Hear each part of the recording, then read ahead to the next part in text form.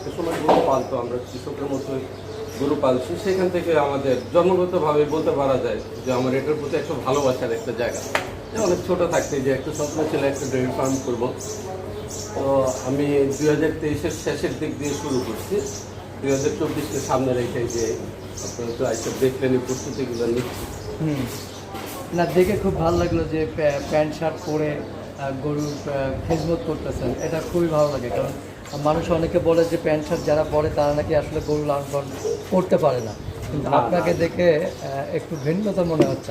আসলে এখন বর্তমানে একটা জিনিস বলতে গেলে কি, এই যে যারাই আমরা গরু পালি, যতগুলো বড় বড় খামার আছে, যেমন স্বামী আছে, তারপর ম্যাকডুবি, তারপর আরও যারা আছে নতুন খামারি যারা আছে, তারাও কিন্তু একটা সময় ভালো শিক্ষিত জগৎ থেকে চলে আসছে।